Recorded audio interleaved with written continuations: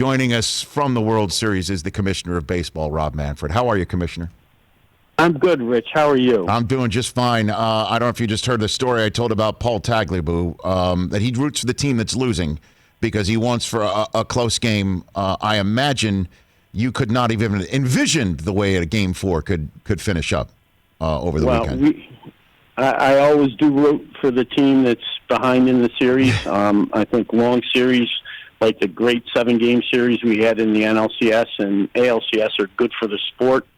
Tampa was behind in the series Saturday night, but it was a great finish to the ball game. I mean, just a phenomenal baseball game all the way around. Now I know. So how do you're in the stadium? Are you watching it in the stadium, just like everybody else? Yeah, okay.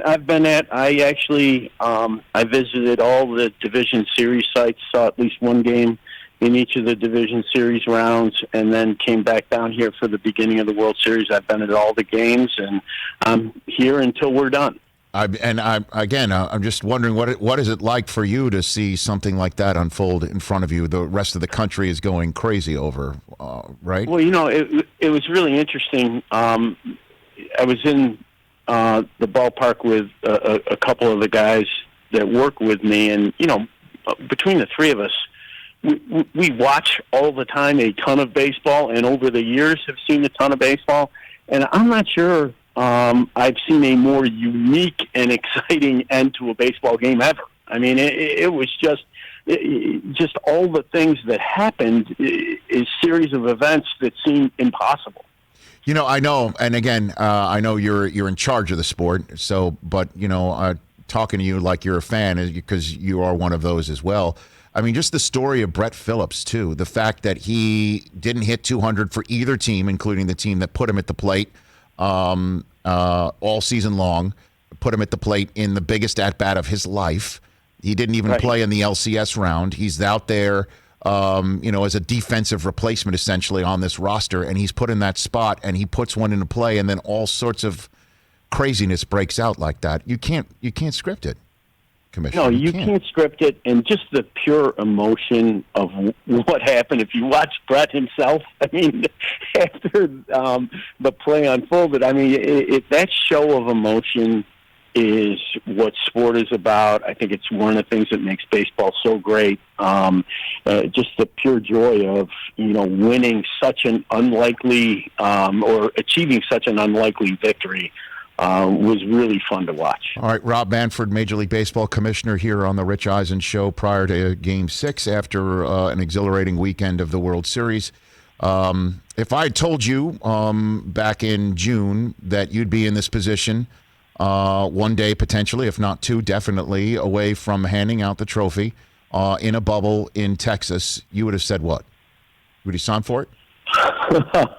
Yeah, I would have. If you told me that we would finish up in a bubble and that's the way we were going to finish, I would have accepted that result very happily. Mm-hmm. We entered the season with a lot of trepidation, Rich. We knew it was going to be a massive challenge, but we were really lucky in some respects. But, it was also a lot of hard work and sacrifice by our players, club officials, my staff, the experts that worked with us that allowed us to get through this. And, I do think it's important in the game that we have a 2020 World Series champion.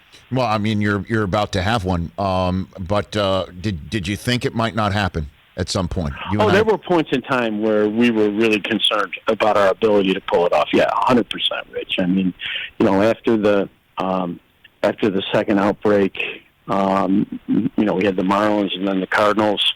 We were really concerned about where we were, and a lot of people stepped up.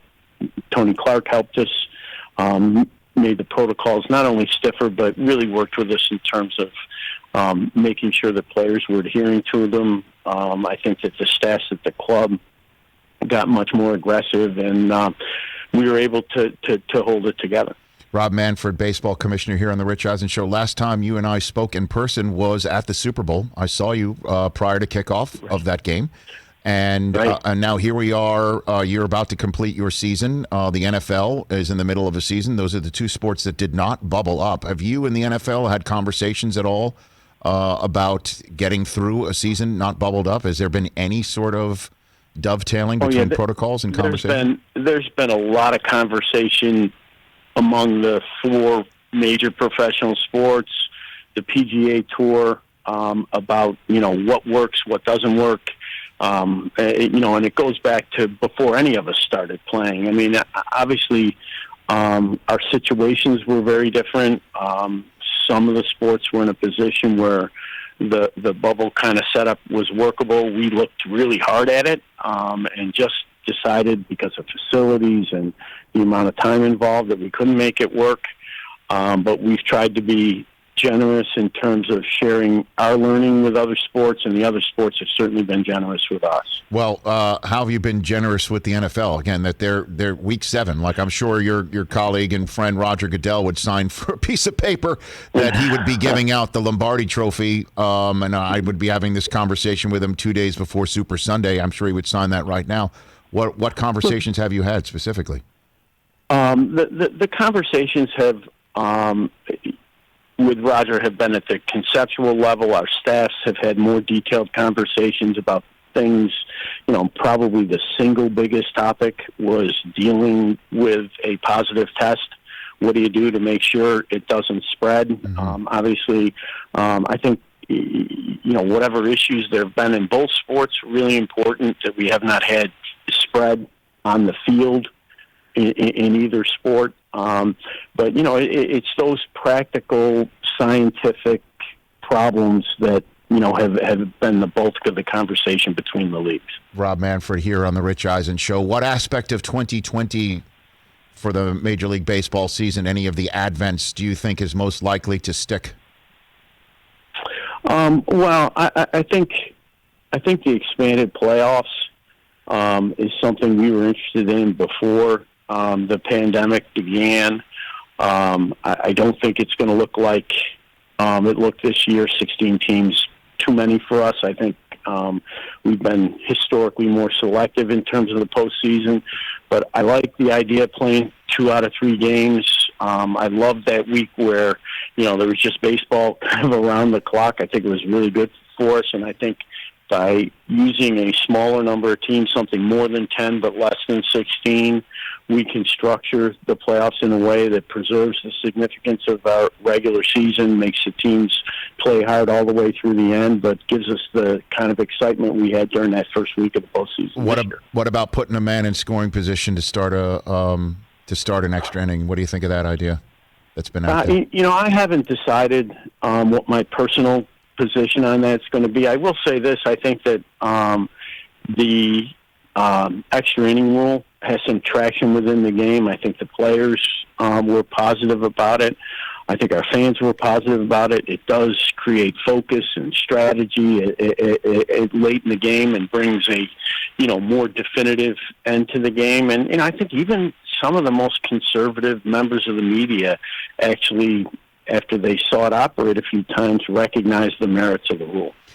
Whether it survives or not, I'm not going to speculate on it right now. I'm a lucky guy that I get to talk to a lot of people in this position, from you, Commissioner Manfred, to fans wanting to call in. I haven't spoken to a single person that says, boy, do I miss pitchers hitting. Boy, do I miss when that pitcher gets in there in that 9th spot and squares up and moves a runner over. Do you think that is also maybe something you'd consider? I do. Obviously, all these changes need to be negotiated with the Players Association. I think any rule or rule change where people look at it and say, you know what, just from a safety and health perspective, this may be a better rule for our game. I think the DH kind of falls in that category. Keep pitchers off the base path. They're really valuable. Look, I think a little more offense in every part of our game, probably not a bad thing, but that's another one that will get some discussion. And then a question that I've sent out to my friends across the country. Hey, I got the commissioner coming on today. Is there anything you think I should ask him? Friends of mine on the East Coast want to know about maybe an earlier start time to World Series games. We just spent the beginning portion of our conversation about what a remarkable finish that was to Game 4. Stroke of midnight for kids sitting there in Tampa, Florida, probably fast asleep. Is there any What are you thinking about bringing new, younger fans in, maybe with something like that? Well, let me deal with start times first. I mean, I think that whenever we set a start time, we set start times with our broadcast partners that are designed to get the largest possible audience for, our most important games. We play more daytime postseason based games than any other sport. I mean, you just think about the first round, right? The 2 out of 3 series. You could watch a game, from noon on till any point in the day. I think there is a little bit of a misimpression on this issue. Our younger audiences are not diminished in primetime start games. The numbers are about the same as the earlier start times that we have during the initial rounds of the playoffs. And again, the real key from our perspective is to get the largest possible audience watching our most important games. All right, last one for you, Commissioner. This may be somewhat unprofessional of me, but I'm asking a question on behalf of my friend across the way here, who's a diehard fan of the Boston Red Sox. Is there any way you could void the Mookie Betts trade? Is there any way? Is there anything? Total redo, Rob. Is there anything that's in the fine print? I understand why he feels that way. Mookie has had a great season and an unbelievable postseason. But I think he's a Los Angeles Dodger for the time being, and you're going to have to accept that. Yeah, it's been approved, right? It's been approved. It's all settled. And he is a Dodger. Right. He should. Chris, you need to take solace in the fact you're getting free tacos. Yes. Oh, yes, that's you should true. soak that in. You should soak that in. Always have time. He's not taking advantage of that just yet. Commissioner, thank you for the time. Appreciate it. Enjoy the off day right, best Rich, you can. Always good to talk to you. I hope I'll talk to you again soon. You got it. That's it. Thank you. You bet. That's my friend, the Commissioner, Rob Manfred. Sorry, Chris. It's settled. It's a matter of settled. It's a matter of settled. We tried. What more can I do? We tried. Then ask the man in charge of the sport if the trade can be voided. Maybe, just maybe, there's a receipt lying around somewhere. Some type of loophole. Something in the drawer that you forgot you put aside. By the way, 2 days to those free tacos. 28th. Oh, all right. Is that what it is? Yep. 28th. Thanks, Mike. 10/28. Up to then? No. On that day, you get the free tacos. 28th is Taco Day. That's the taco. Yeah. But doesn't that mean there's going to be a run? The whole country's going to show up for their tacos? Oh, they do. They don't care. Taco Bell, get ready. That's what they. You got to prepare. Social distance while getting your tacos.